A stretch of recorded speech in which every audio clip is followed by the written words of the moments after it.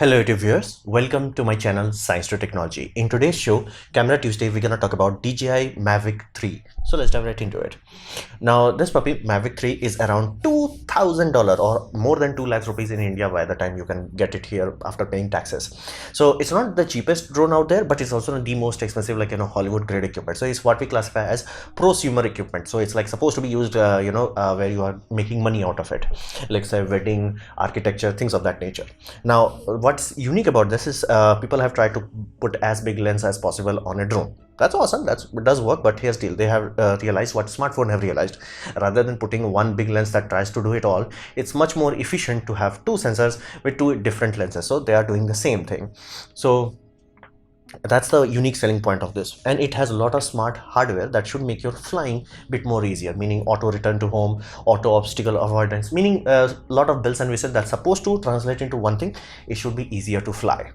And image quality should meet demand, meaning at this price point there should not be any drone that can randomly like tada, I'm 10 times better than this. Meaning if you are getting a crappy output from this, either A, you're comparing it to a cinema drone setup, or you are comparing doing something wrong.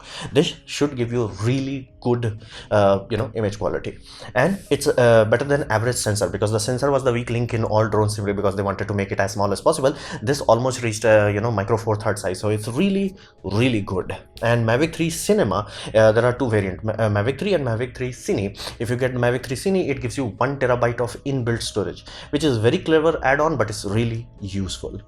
So let's dive deeper into this. So what about the specs? Now again, I'm not going to video specs because it's like just assume 4K 60 fps. Other than that, 5.1K, that does not translate that well. Again, if you need it, it has it, but like 4K properly, that's what you should focus on.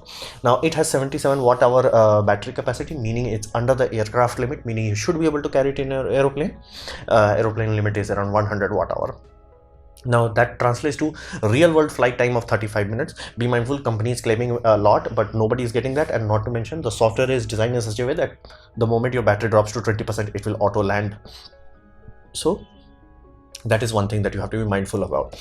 And normal lens, that the main primary baby, is 24 millimeters, so it's wide, it's quite wide.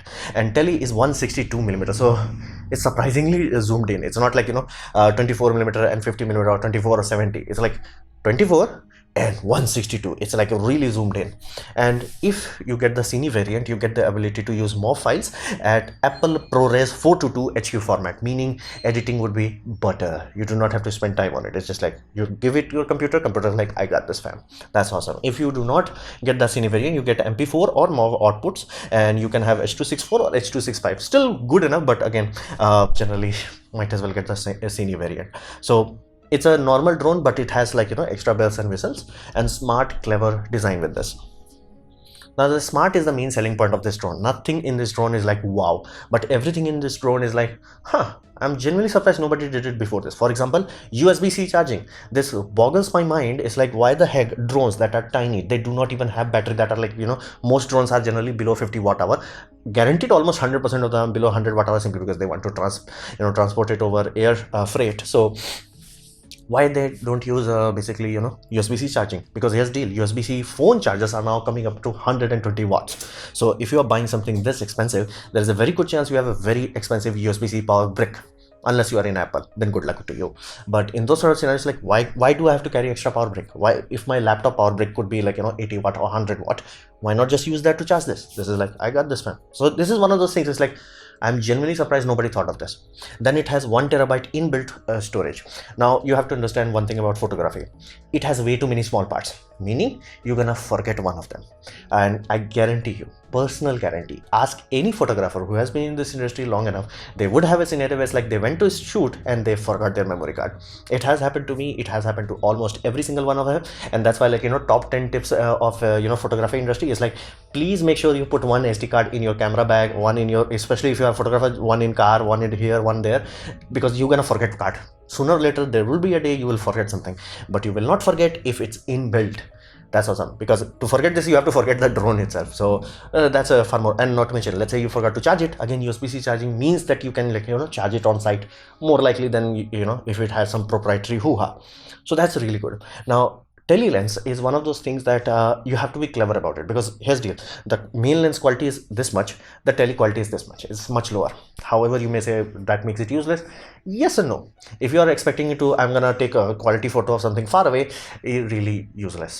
But if you want to use the tele lens to give atmosphere to your footage, to give dynamic composition shots, then it's awesome. I have provided a video down below which are just gentlemen use this amazing tool as it's intended to be used. Meaning, imagine you're flying and everything is zoomed in. What does that mean? That simply means even if you're moving few kilometers, it will literally look like hundreds of kilometers passed away.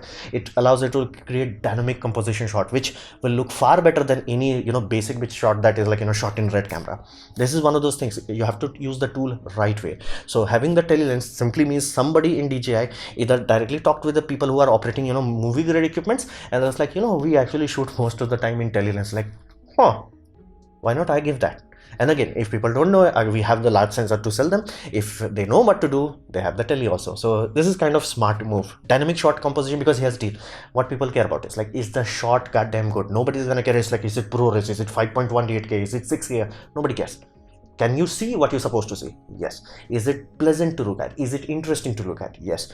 Nobody cares after that. Even if it's only full HD. Trust me, most of the movie has been mastered in only 2K. So trust me, you do not need like latest and grade. It's good to have, but if you have better composition will always bitch slap low grade, basic composition with high end equipment.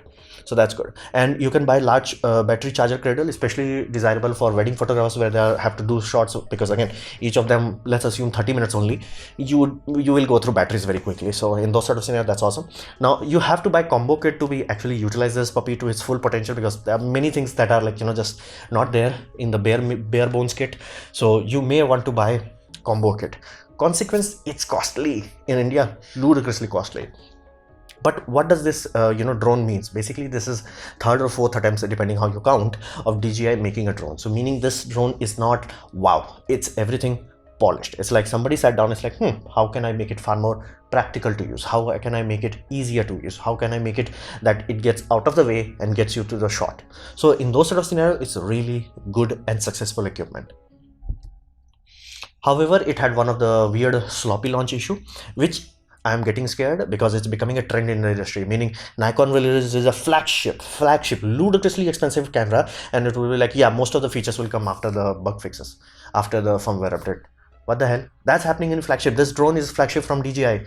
It's happening that. So basically, they're launching unpolished product to the market, and they know this is unpolished. There are some scenarios where it's like after real world use, you'll figure out, oh, this does not work. Oh, this does not work. There are other scenarios where it's like, dude, you knew from day one this does not work. So many times now that is happening where it's like, dude, you knew this did not work, and yet you launched it. Or for example, in DJI case, the advertisement video they showed about this, half of the things did not work out of the box. Meaning this puppy was launched around 5 to 6 months ago, and if you have bought it the moment it came out, you would have been surprised, like, this feature does not work, that feature does not work, this feature was there in the older model, it's not here in the, for example, if you go to D-Log format makes it very dull.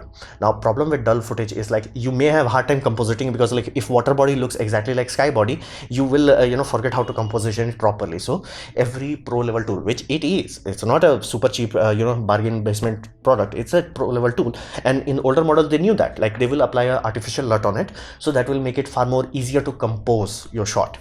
This time they forgot about it. No, they did not forget about it. They were like, we're gonna add it after, after launch, after people have bought it, then they're gonna launch it into a firmware update. So it is becoming a scenario where people are directly, as in companies, directly using paying customers as beta testers.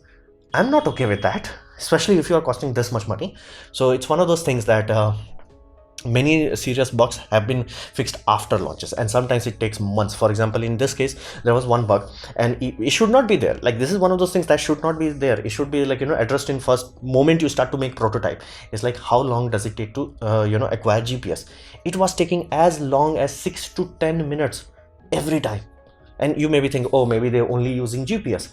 No, they are not. They are using 3 constellation circuitry, meaning G3 chips.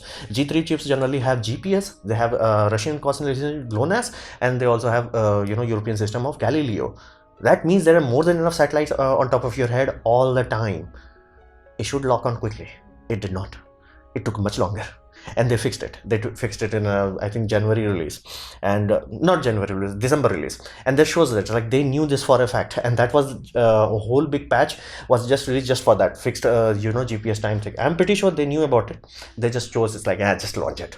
So it is one of those things that is starting to frustrate it. Meaning many people have like given bad reviews to this equipment simply because it was unfinished, and I do not blame them. It's like you are buying something this expensive and it's like, yeah, wait 6 months. No bro, I have the project now, I need to shoot it now. So this is one of those things that is scaring me because it's becoming normal with the entire industry. So take it with a grain of salt or whatever you have to do with it. So it was one of those things where it's like tool is good, but the launch was like horrible. And not to mention, given the fact many features, still you have to be like, are they gonna release it, are they not gonna release it, or should I wait? So it's not a good look. They are not bug fixing as in like, oh, real world issue this. It's like, yeah, we forgot to complete that. So this was my presentation on Mavic 3. Hopefully you have liked it, learned from it. In that case, please click the like button, share it amongst your friend. That will help me a lot. If you didn't like it or didn't enjoy it, I urge you to press dislike, press it twice to show me extra disappointment. Please leave a comment because I do try to reply to all of them. Subscribe, press the bell icon if you're free, and as always, thanks for watching.